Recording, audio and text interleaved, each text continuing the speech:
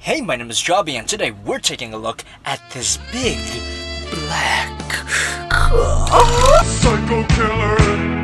Qu'est-ce que c'est? And for those of you who don't know, this is a Gundam model kit, which means I had to build it and paint it because stickers are fucking garbage. And this black mass of a mobile suit is from the anime series Mobile Suit Zeta Gundam, which I actually watched. The story of Zeta Gundam is about I forgot. The design of the high-grade Psycho Gundam is awesome. The shapes are thick, chunky, and simple, and it makes the kit look absolutely massive. But despite the size, the kit is actually quite light. That's only because it's basically hollow.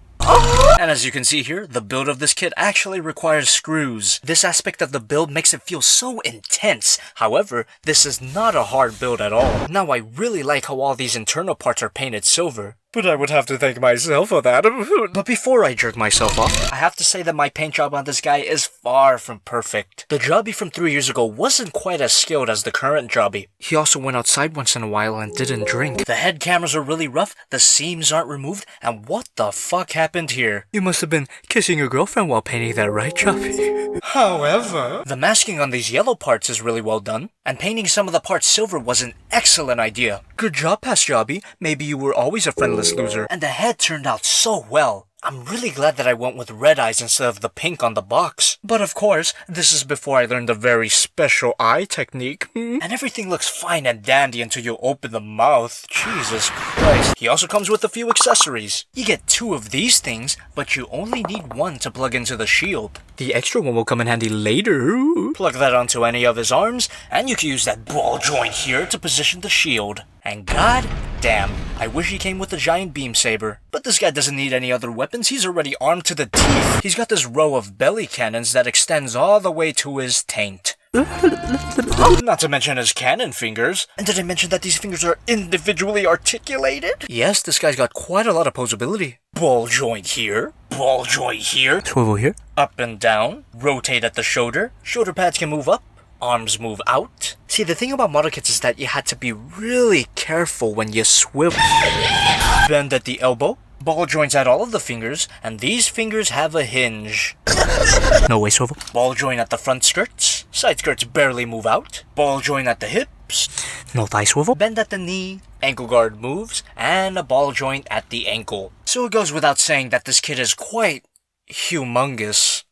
That joke's as dead as Harambe. Here's Optimus Prime, Figma Modica Kaname, SH Monster Arts Godzilla, and the Master Grade Zaku. So what makes this kit so special, despite the size? I mean, he doesn't even have a waist swivel, what's the point of even breathing? But you see, this kit's a little more than meets the eye.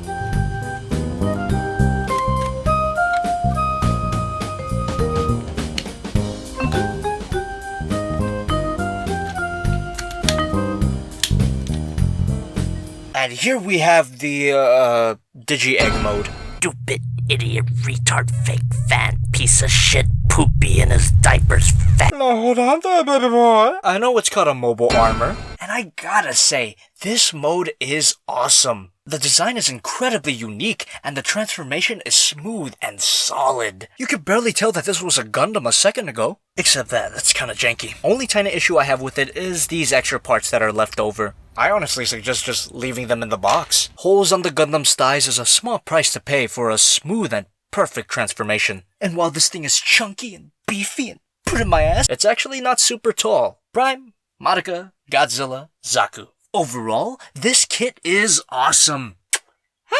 If you've been building kits for a while, this might be a great change of pace. Now I have a very special announcement to make. No, it's not about my Patreon, but you should totally support me if you can. Since I love wasting my time on this fantastic hobby, I decided that I'm going to build and paint a model kit every month. And I call this very special event Model of the Month. Very creative, I know. Every month, I'm going to pick a random model kit and build it and paint it to the best of my ability. And of course, I'll review it when I'm all done. And before any of you meanie heads criticize my painting skill, I'll have you know that I've improved in the past 3 years. How do you like that? Oh, you don't think it's good? Okay. And the model of this month is the Master Grade Blitz Gundam. I'm so excited to share this with you. I've been working on it the whole time. And of course you can follow me on Facebook and Twitter for progress shots of how the model is going along. As for next month's model, I'm gonna need your help. Now I've picked between 2 highly requested figures. Should I build and paint the high-grade Nobel Gundam? Or should I build and paint the high-grade Evangelion Unit 1? Ooh, let the vote begin.